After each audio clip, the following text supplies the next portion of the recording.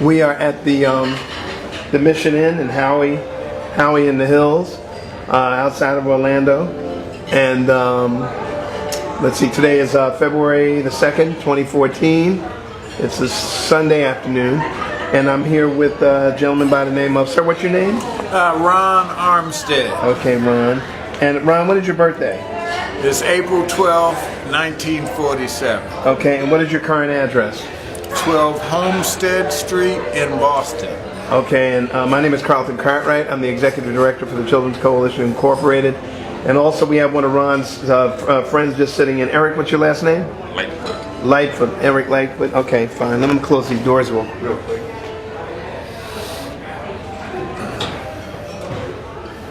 Some of that noise, some of that background noise there.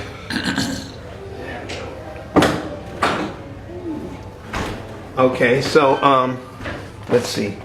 And Ron, what branch of the service were you in? I was in the U.S. Navy from Okay. 1966 to 1969. Gotcha. And what was your rank when you separated? E4. E4. Okay. All right. And were you drafted or did you enlist? No, I enlisted. Okay. Why? Well, listen, there wasn't no jobs. Why did you choose the Navy? 1965. Well, at that time they were talking about join the Navy, see the world, and somehow I knew that there was more to the world and life than what I was being exposed to in my hometown. Where were you born? I was born in Boston. I am a native Bostonian. And what's your birth date again? April 12th, 1947. 4/12/47. Okay, and okay, gotcha. You were in the Navy, and what ship were you on? I was on the USS Natchez, AO-47, out of part of Westpac. Natchez? Yeah. N-A-T? N-E-C-H-E-S. N-E-C-H-E-S. It was a fleet oiler, like a floating gas station. And we served off the coast of Vietnam from 1966 to 1967, doing what they call unwrapped missions. And what years were you in the service? 66 through 69, but I served off the coast of Vietnam from 66 to 67. Okay, Vietnam. And we did what they called unwrapped missions, resupply and replenishment missions with ships, with warships.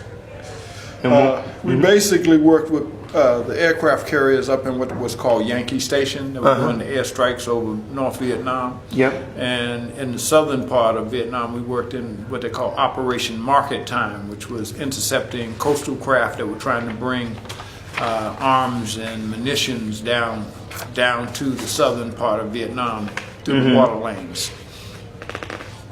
Okay. So, well, tell me about basic training. Where did you go? Where were you living at the time you went to service? I was living in Boston. Okay, and where did you go for your basic training? I went to San Diego, California. How long were you there? Just a regular amount of time. But the story behind basic training is I enlisted on the buddy plan with a guy by the name of Willie Brown, who I'm still friends with to this day. Okay. And he and I joined the service. I can still remember the recruiter saying, yeah, you get your choice of one of three Class A schools, training schools. Okay. All right? And no particular order, but you guaranteed one of three. I never saw one of three. And Willie left out of Boston on March 22nd. Right. And went to Great Lakes. Okay. For basic training. I left Boston on March 23rd and went to San Diego. Okay. So this whole buddy thing never happened. Never materialized. The next time I saw Willie he was on a ship off the coast of Vietnam, and I was on a ship off the coast of Vietnam. Right. All right. But never got the Class A school. Never got the training. Never got the buddy thing. All right. Okay. That's what I remember about basic. All right. I ended up going to San Diego, California. All right, from there, I came back home on 2 weeks leave. Then I went back and I was stationed in I was at Treasure Island, San Francisco. Right. But when I got there, my ship had already left going to overseas, so I stayed in transit at Treasure Island. Are you familiar with Treasure Island? Where is San that? Francisco? It's a stone's throw from Alcatraz. Oh, really? It sits right in the middle of San Francisco Bay. It's right. You go across the Oakland San Francisco Bridge. Halfway in the middle of the bridge, there's a base. All right. Very interesting. You know, you look at one side, you look one direction, you see San Francisco at night. You look at the other direction, you see Oakland. So I stayed there for I think a couple of 3 weeks. Right. In transit. Then they flew us went up to Bakersfield, California. And from Bakersfield, California, we caught a plane overseas. But the thing that I remember that still sticks out in my memory about Bakersfield, California, is the way they marched them Army troops up there, getting ready to board them planes for Vietnam. And if you went into the bathroom, Right. you would see the bathroom walls were written all over. Okay. With people saying, "Hey, I'm leaving. I hope I make it back." I mean, I just never forget that. You know, the Army Green, marching them up there, and they were boarding them planes heading for Vietnam, and them writing almost like their epitaphs in the bathroom walls. All right. So we caught a plane. I caught a plane from there. We flew up to Anchorage, Alaska. What was your job, your MOS? Now, I didn't have really an MOS at that time. Okay. You know, I was just out of basic training. Gotcha. All right. Caught a plane from there up to Anchorage, Alaska. From Anchorage, we went to, I think, Tokyo, Japan. From Tokyo, we flew into Clark Air Force Base in the Philippines. Right. Right. And I took a bus from Clark Air Force Base up to the Naval Base at Subic Bay. Okay. And the ship hadn't arrived yet, so I was still in transit. Right. Right. In the Philippines. And when the ship came in, it was interesting. Somehow our sister ship had broke down off the line, so they restricted everybody from going on leave. Okay. They just refueled, and then they turned right around and headed off the coast for Vietnam, or what they call the line. All right. And that was my first time being out at sea, man. You know what I'm saying? So I was, at that time, I was just what they call the deck aide. I was on the deck horse. Right. And that's just lift, tote, and carry. All right? Grab that line, tote that barge, swing it. All right? And that's what we did. We refueled aircraft carriers and their little escort squadrons. Right. And, you know, I can remember us refueling the USS Chicago and then pulling away playing Chicago, Chicago, my town. You know, we off the coast of Vietnam. Right. Yeah. You know. What were your instructors like in the basic and tech school? Listen, I don't remember who they was, I got what you. they was even like, and all I remember is I never, you know, I tell people to this day I was never picked for anything. So I wasn't picked to be a squad leader or nothing. I came way from the back of the pack, you know, because they already, you know, you get the basic, they already assigned this one and that one, little squad leaders, and give them little leadership positions, and as they peter out or don't measure up, then they move somebody from the back. So I ended up being a squad leader, but I didn't start out being a squad leader at basic. How was the food? I don't even remember. Only thing I remember about San Diego back at that time is it's funny that when we got there, when we arrived, of course the Navy people that were supposed to be picking us up, they were late. Okay. The Marines, they were there. And, you know, they get so crazy, they get the barking orders, hey, you! You know, they see you, you know, here you are, first time away from home, so you know, kind of got the deer in the headlight look about you. So they, hey, you, over here! And, man, they was, you know, they found out in a couple of instances where the guys had joined the Navy, but the Marine recruiters were there on time to meet them and got the barking and stuff, and had them in Marine basic training, head shaved, gear given, and then found out they wasn't even in the Marines, man. They was in the Navy, and they just had got confused about the thing, because the Marines were there barking at them and whatnot, and the Navy people hadn't even showed up yet. Right. So they just answered. Yeah, hey, get over here. Yeah. And you don't know. You away from home for the first time. You don't know. You just all right. Well, there you go. Thinking that maybe they'll drop you off on the way to some. So that's what I remember about it. And the other thing I remember about basic training was that it would get so hot in the daytime out in Southern California, and get so cold at night. Right. Now I'm from Boston. If it's hot in the daytime, it's gonna be hot at night. Yeah. You know what I'm saying? But out there close to that desert shit, you be burning up in the daytime, and at night you be cold. Cold, yeah. Right? So those are the things I remember about basic training, man. And one little funny event yet is that basic training was where I learned that swimmers were athletes. See, because I never thought of a swimmer as an athlete before that. Okay. All right? Yeah. Where I'm from, we played baseball, basketball, football. Right.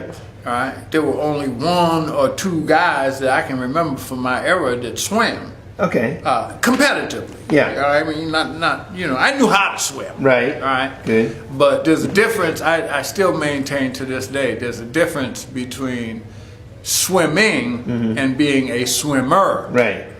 All right, and that's where I learned the difference in basic training. I saw they showed us the films of the SEAL team and the UDT, underwater demolition team, dudes jumping out of helicopters into the water and swimming like Mike Nelson Frogman. Right. So they come around and they told us anybody interested in that fall out to the pool.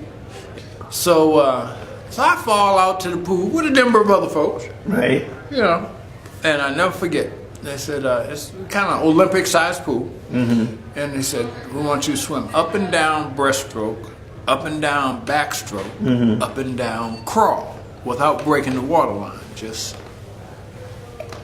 Gotcha. I was so happy I went in on the shallow end of the pool because I swam up and down and got out the pool. Okay. All right.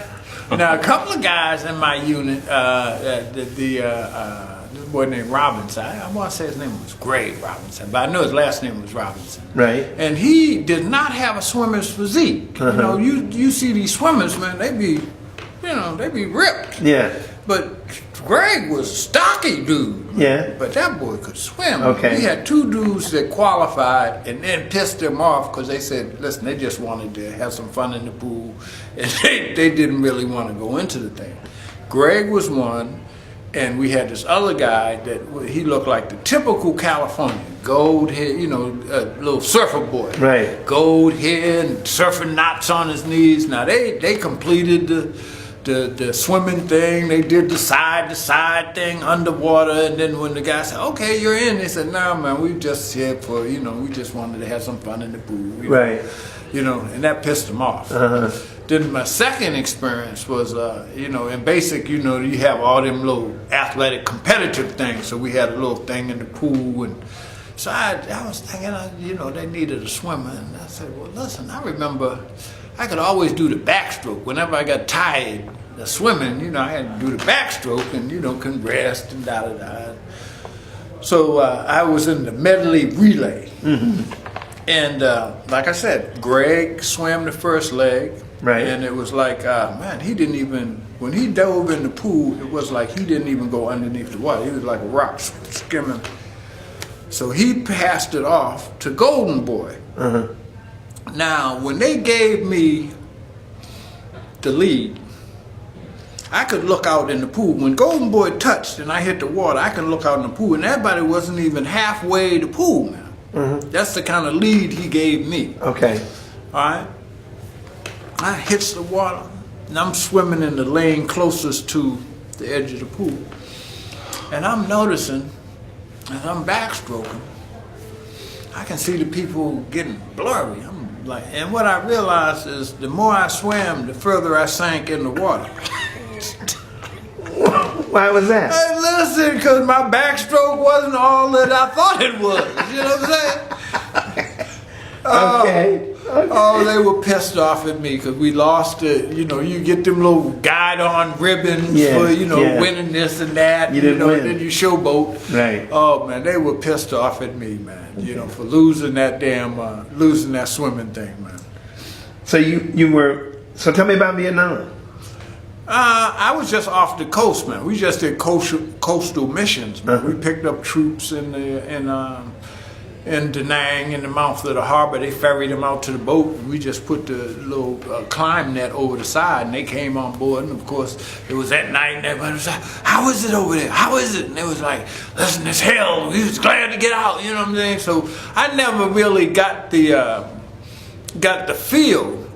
Got the first-hand experience of like an Army dude or a Marine in Vietnam. Okay. But I will say this: the amount of work that we were doing, because I wasn't on one of them, you take us around the world and this is the U.S. Navy, be scared. We were on a working ship. Okay. That shit was like damn near like a factory ship. I'm 2 steps removed from saying it was damn near like a slave ship. Okay. All right, but I'll just say it's a factory ship. And man, we worked our asses off on that thing, doing them reply and replenishment missions, man, giving cargo, fuel, jet plane fuel, gas, oil, supplies, 500-pound drums of oil and stuff. Were you on a carrier? No, I was on a gas station, a fleet, jet fuel. Fleet oil. Yeah, planes land on the. No, the fuel for the planes we carried on ship. Okay. JP5. Oh, okay. All right. And we worked 24/7. Okay. Now I attribute my ability to sleep anywhere from that experience at any given moment to that experience, man. Because we worked so hard, shit, you couldn't even make it down to your bunk. Right. You just had to fall out where you were in your uniform. No. What? You working deck force. You ain't all dressed up, man. That's a working ship. Gotcha. You had your life jacket on. Okay. Because you working in the dark and you could get pulled over, so that you did have to wear your life jacket. Right. All right. But that's where I attribute that from, because we were working, and the amount of work and effort that we were putting out, I said, shit, we got to be winning the war, man. There's nowhere in the world we could be working this hard and we ain't winning. Right, okay. All right? So I tell my friends to this day that when I left the war, we were winning. I don't know what happened. Okay. I don't know what happened after I left. Right. But when I was there, we were winning. Okay. All right. Were there any casualties, any service-related injuries? No. We were fortunate on our ship. No one went over the side, even though that was something that I was definitely scared of. All right. See, because I ain't never seen nobody get rescued, man. I ain't never, not on my ship. Did you see anybody go over the side? No. I ain't never seen nobody go over the side, but I wasn't, because a ship ain't like a car. You go over the side, it ain't like they stop and go and get you. Okay. No, man, that ship got to swing all around, so you got to be out there treading water. Yeah. Until they can come. That's if somebody see you go over. Right? And that's what they call the fantail watch. The people on the end of the ship, that's what they supposed to be watching out for. Okay. Shit, we go back there and go to sleep. Okay. So somebody fell over. Listen, going back there sleeping, man. You ain't even gonna be seen. You may have missed them, huh? Yeah. And then the other thing is, if you go over the ship's propeller, or what they call the screws, that shit is churning, and you got the stroke because that shit will suck you in and chew you up, make seafood out of you, man. So there's a lot of anxiety about working out in the deep ocean and being on a ship and going over the side. If in fact they could rescue you. Stressful. Yes, listen, man, it wasn't no joke. Now, one of the guys that one of the things they always told, because like I said, we was on like a factory ship, a cargo ship, and one of the things that they were always telling you was watch out about ropes being on the deck, and what they call a bite, and that's a loop that's a loop in the rope. Right. Right? You know, because we sending over cargo and they pulling it with the ropes and shit. And since you be kind of going parallel with the ships next to you, both port and starboard, left and right, when the ship pulls out, them ropes, they pull. You know, they tighten up and then you got to let them out and, you know. And one of the guys that I was in basic with, I never forget this, man, he was standing in one of them bites and the ship pulled out and the ship tightened up on his leg and started dragging him across the cargo deck. Yeah.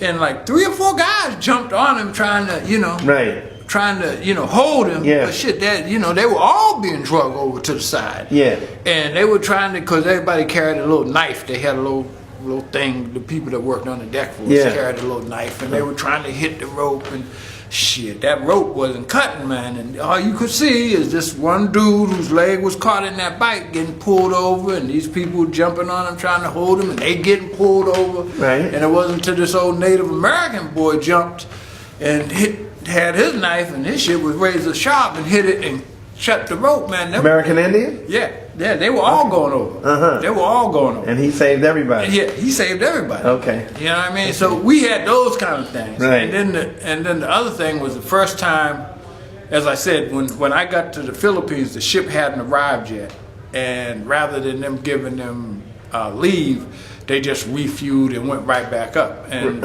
and the first time I was out on the line, here we are. Aircraft carrier, I think it might have been the Riscany, you know, pulls up. You know, you see them out in the distance. You see them way out in the distance. They'll be about this big, man. Then when they pull up to you, man, it's like 5-6-story building coming up beside you, and they planes are taking off, helicopters. I mean, it's impressive to see. So we got our stuff out. We got lines out. We giving them oil. We sending supplies over to them and shit. And I'm out there working, you know, and all of a sudden it got deathly quiet. Deathly quiet. And since I had never been on a ship, I couldn't tell by the feel of the ship, but I just noticed wasn't nobody around. Right. I'm like, oh damn, you know, usually a lot of people out here on the deck, but ain't nobody here. Right. So I start backing up, and I stopped backing away. I'm like, shit, I don't know what's wrong, but I know something's wrong. Up. And because everybody that knows something, they done took cover. And what I found out is we had lost power. Oh. The ship had lost power, what they call drop a load. And we got shit tied up on both sides of the ship. We on the aircraft carrier on this side, the little destroyer escorts on that side. So they had to initiate emergency breakaway procedures. Yeah, because you know that should have pulled shit right off the top of your deck. And that was the first incident that I had, stressful incident. And the chief boasted me, because when I started, I'm like, listen, man, I don't know what's going on, but something's going on. And the chief boasted me, hey, stop, grab that, and that's when they started emergency breakaway. And I only later found out how serious that stuff was. Right. You know what I'm saying? And so there were some perils and hazards to being out there working that deck for us, man. With them cables and ropes and doing that, you know what I'm saying? You be careful. Safety conscious. If you were just, out there jerking off, man, you could be a fatality. Right. So, how long were you on that ship? I was on it for a year. Of course, was not the place to be, because I was working a little bit too hard. So I saw the corpsmen, the medics on the ship. They'd always be walking around like this, carrying a cup of coffee. Chilling. Yeah, you know what I'm saying? So I said, listen, I'd made up in my mind I wanted to be one of them. Okay. So I went upstairs to the little medic quarters, and I said, listen, man, I used to work in a hospital, and I always wanted to help people, you know what I'm saying?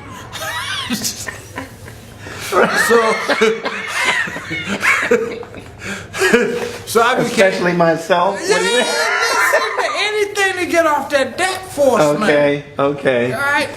And so I became what they call in the Navy a striker.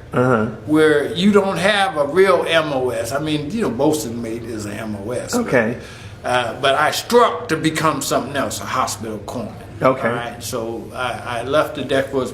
As my reward for leaving the deck force, they made me do kitchen cleanup scullery duty for like over a month. But then I went up to I went up there with the doc, and we had a chief. We didn't have a doctor on the ship, but we had a chief corpsman. Chief corpsman, a second-class corpsman, and I was a striker corpsman. Okay. And I did that for a number of months, and that's I learned how to give the little gonorrhea shots and stuff, because the guys were going over messing with the women in the local habitats and coming back contracting sexually transmitted diseases. Right. You know what I'm saying? Yeah. So I still remember giving my first shot. Okay. All right, and that's where you measure the person's buttocks, and you divide it into fours. Okay. Each cheek, fours. And Right. you give the shot in the upper outer quadrant. Okay. Right? And I remember one of the guys coming down, because I had been on the deck force. He said, "Listen, does he know how to give a shot?" The guy said, "Listen, don't worry about it." But it's ironic that I remember, I would guess that 60% of our ship had gonorrhea when we came back from overseas, man. All right? Now I might be a little bit off, because it's been such a long time. But I would venture to say that 60%, had to come see Doc. You know what I'm saying? Mm-hmm. From being overseas. And okay, so tell me all the places you went. You went to Vietnam. Sasebo, Japan. We broke down, so we went up to Sasebo, Japan and stayed up there a month. And interestingly enough, they were building the first super oilers. Oh. In Sasebo, right next to us when we were up there. So what we now see is these super tankers that bring all the gas. I was up there when they were building the first one. We went to Hong Kong. Coming back, we stopped in Hawaii. And I was just telling somebody this story about Hawaii. I think of my mother. I said, now, every movie I ever saw about people coming to Hawaii, there were the people there with the leis to give you, and then welcome to Hawaii. There was none of that shit when I came back.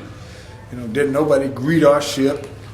Was no giving you a lei, right? And the things I remember about Hawaii, one, they had 2 black clubs, and they weren't up in the main part of the beach. They were way down the beach. And one was called the Swinger, and one was called the Showboat. Okay. And they were right across the street from each other. So when you came out of one, you were standing exactly in front of the other one. Yeah. Okay. Now, the only club that was further down the beach than the 2 black clubs was the gay club. Okay. Which was off limits for U.S. troops. Okay. Now, why do I mention that? Waiting. At the time that I was in Hawaii, this is honest to God truth, they were mandated, the gays, if they dressed up like a woman, they were mandated to wear a tag that said, "I am a boy." I ain't never forgot that. Okay. All right? Now, I'm sure that's long been gone. Right. All right? With the now, gays and homosexuals being an accepted part of society. But I remember that. Okay. And those were the best looking gays I had ever seen. All right? Some of the cutest gay folks I had ever seen to that period was in Hawaii. Okay. And when they looked that cute, they had to wear a sign saying, "I am a boy." Right, identifying their gender. All right, yep. So those are the things I remember about overseas. Okay. Did you ever get did you get any awards and medals, citations? No. I was just an average Joe, man. Okay. All right. How'd you get along with how'd you stay in touch with your family while you were overseas? I was never really a writer. Maybe I wrote a couple of letters. Right. That's all. Right. Okay. By the time I got to Hawaii after being over there, I got my Dear John letter. And I was confused. I said, my name is Ron, you know. Who's this dear John? So by the time our ship pulled into San Francisco, I took immediate leave, flew back to Boston, tried to see what was going on with my little high school sweetheart. Yeah. You know what I'm saying? But, you know, and that didn't work out. Okay.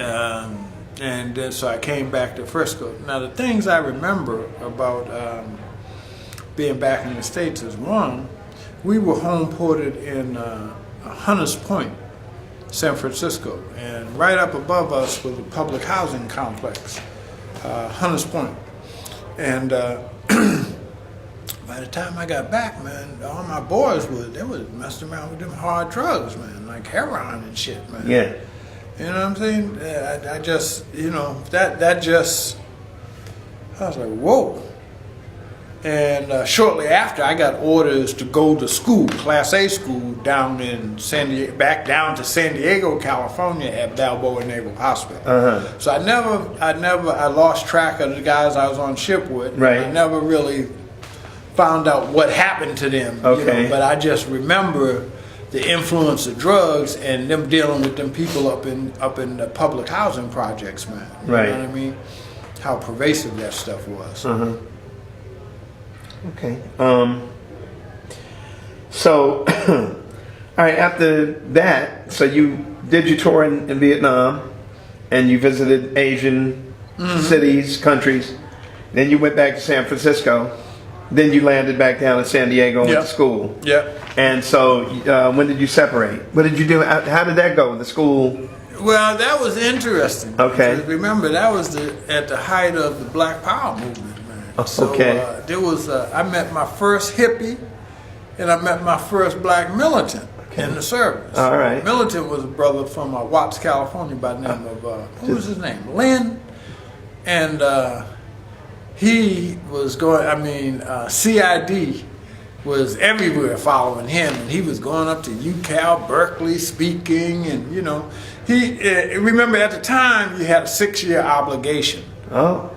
To do in the military. Really? And you could do any kind of combination of things. So a lot of people took the 2 years active and then 4 years inactive duty. Uh-huh. All right. So Lynn was one of them. He had exhausted his little 4 years inactive and he was doing his 2 years active. But he was organizing folks, speaking out and stuff. And wherever he went, you know, like I said, CID was there. Right. It was there. So I was in contact with him, and they were accusing him of influencing me, and a number of other brothers. You know, we were meeting on around the base, around the school. Right. And eventually, Lynn brought down this petition saying that the Navy was not fair in practicing the law of the land. They were, you know, discriminatory. Right. In effect. And he said, listen, now, you know, if you sign this, you know, I don't want you to be misled, you know. But I signed it, and there was about 20-something of us that signed it, man. Okay. And the next day, you couldn't find us in the same part of the world, all right? We signed it that night, and a day later, you couldn't find the 20 signatures in on that document. So where'd you get orders to go to? Well, I ended up coming all the way back to the East Coast. You know, they told me people, you know, they knocked on their door in the middle of the night. Hey, listen, pack your shit. Time to go. You're out of here. You know what I mean? Yeah. And so that whole, it was just an interesting time being in the service, because they had a poster, I don't forget, that you can't be black in Navy too. Right? And that was the tension. Right. You know, a number of us wanted to, you know, figuring that we done served and we done did, and here we still don't have rights, man. You know, we wanted to be a part of the solution. Right. For black folks, and that was a very, very, very stressful time. Very stressful time. You know. So you went to the East Coast where? I went to Newport, Rhode Island. Oh, okay. And what was your job? I was a corpsman then. I had graduated from school. I had to tell you a story about school. I went to school. When I got to school, I was met by these brothers, and they were standing out in front of the school, You know, I'm an East Coast lad. You know, we all school oriented. Right. And they said, "Hey man, had you seen this?" And I never forgot. They had the obituary column. And they said, and it was every third name killed was a corpsman. Right? Okay. They said, "Did you know this?" You know, see, because I hadn't thought about it. You know, I just knew on the ship what corpsmen did. You know what I mean? I didn't know about them being assigned to the Marines and, you know, going in country fighting and da-da-da-da-da. But these guys met me at the gates of the school and said, "Hey, man, did you know this?" And they showed me the newspaper, and I ain't never forgot. Every third name was a corpsman that was killed. Every third name. They had a high casualty rate. So I'm like, whoa, I didn't know that. And so some of them were saying, listen, they turned down going to school. They asked for orders to go back to there. And so that started to wear on me. And so, you know, when I first got to school, we had to take tests every week. And, you know, my first test, I scored like a 96. Right. Second test, I scored like a 94. And I asked to go see the captain, the school commander. Right. And I said, I was having second thoughts about being a corpsman. And I never forget what he told me. He said, "Listen, I've looked at your school records. I've looked at your scores." He said, "Did you know that more people get killed on the highway than in Vietnam?"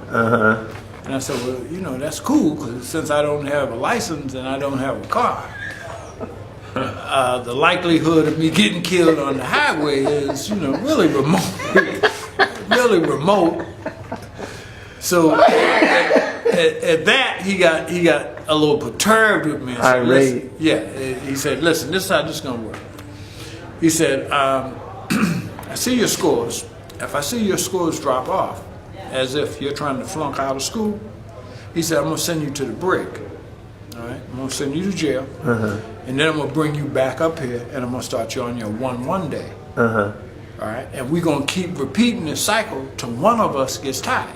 You know, I'm gonna send you to jail. Then I'm gonna bring you back up to school. Then I'm gonna, you know, you flunk out again. I'm gonna send you back to jail. Right. Then I'm gonna bring you back up to school until one of us gets tired." And he said, "Rest assured, I'm not gonna be the one to get tired." Right. All right. So, needless to say that. In my whole school career, I never scored higher than my last test. Okay. All right. And I graduated with 83. Okay. 83%. All right. You know what I'm saying? But remember, my highest score was 96. Right. And every test was 96, 94, 89. Okay. Yeah. All right, but that's what I remember about core school, and then just, you know, and people come in and talking that militant talk, and, you know, us wanting to wear afros, and guys saying that they was going to chain us to the barber chair, you know, and give us haircuts. You know, we're going to handcuff you to the, you know, don't you know it's against the rules and regulations? I said, well, listen, man, the rules and regulations say that your hair can be 3 inches. Right. Oh, if your hair was 3 inches, you'd look like a bush. And, you know, I'm like, listen, man. So you had all that sort of stuff going on back in the States. Right. As a serviceman on a military base, on a U.S. military base. Uh-huh. All right. And I guess the other thing about San Diego, I remember, is the social life. They had one club. Right. We done been to the war zone and back, and we still ain't 21. Oh. Right? Yeah, So you can't go, you know, California, they was death on IDs, man, you know what I mean? So you couldn't go, you know, clubbing and shit like you was overseas. They had one club that was a kind of military club. We called it Scully Pop Lolly, or the Bubblegum Palace. Okay. All right? And the trick was that you could be a serviceman and come into this club, but you couldn't be a civilian guy and come into this club. Okay. And the women in the town flocked to the club. All right. All right.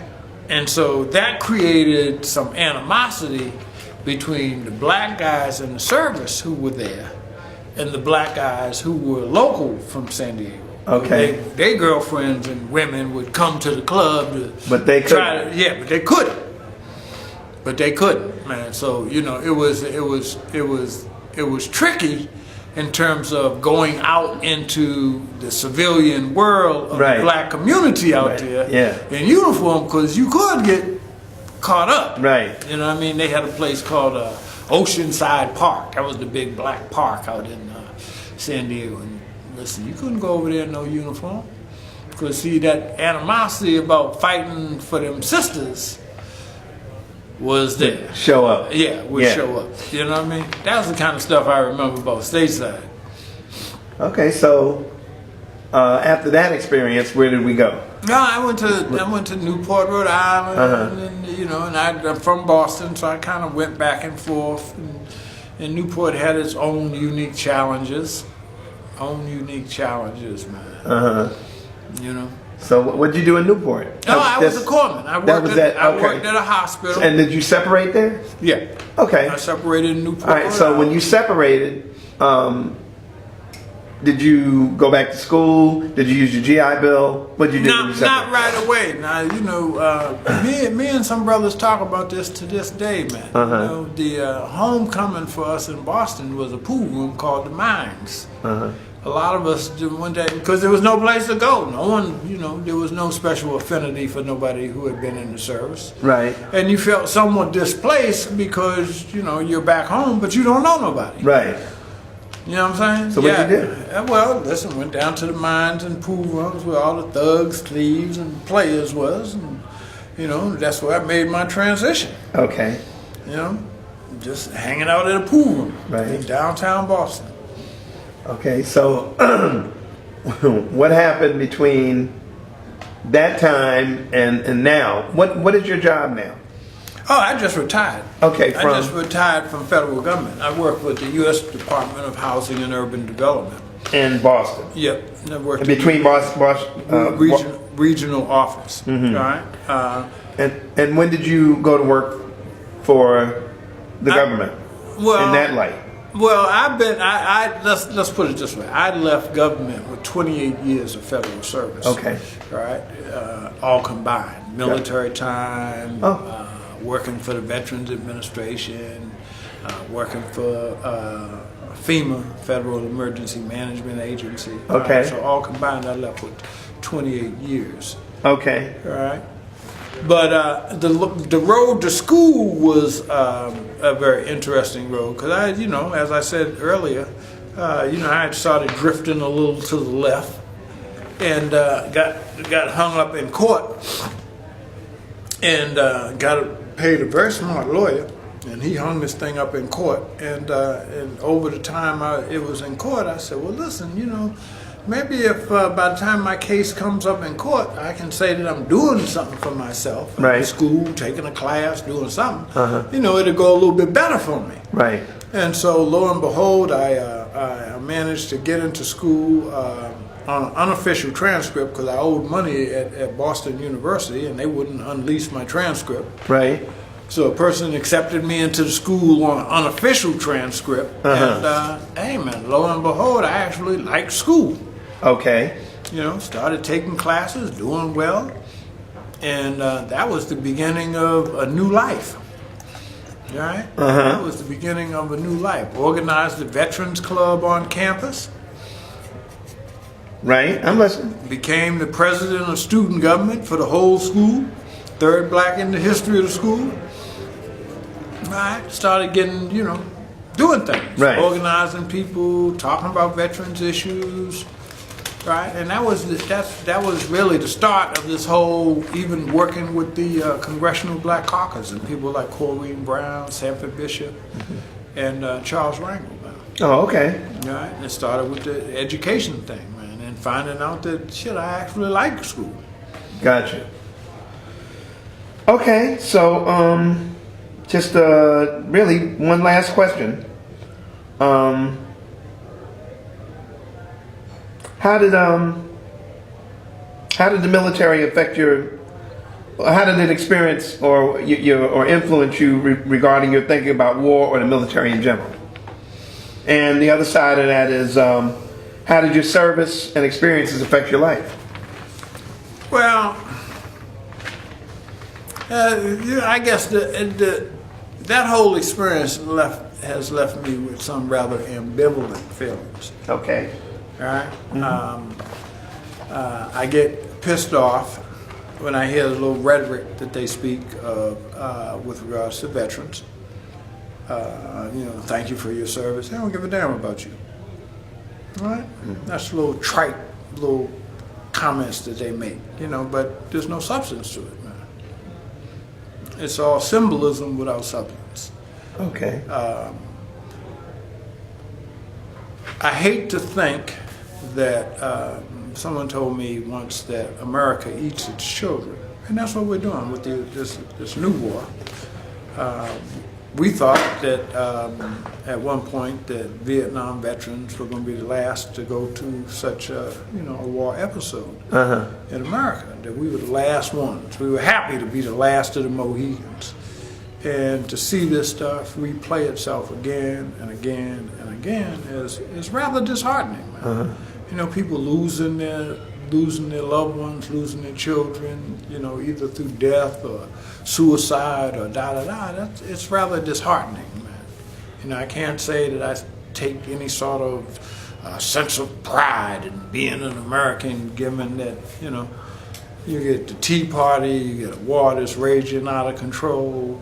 All right, I just, I'm like a number of other African Americans or Americans, man, that just, are somewhat disheartened by this, by the continuation of this. We don't seem to have learned anything from history, and we just continue to repeat the cycle. So I can't say that, I hold some deep sense of pride. I did what I had to do to survive. Okay. And make it, and make a way for my family. But as far as, I would go out and champion the flag, or I hear these folks say, oh yeah, I'd do it all again. No, I wouldn't do it again. Right. All right, and I'm not going to let my children do it at all. All right, I'm going to send them to school just like everybody else, and, until they figure this stuff out. All right, and that's it for me. All I can say is it's left me with rather ambivalent feelings about the experience and about America. Okay, well, I want to thank you for the interview. All right. And I'm going to thank you for your service anyway. Oh, yeah, give me $20, man. Come on now.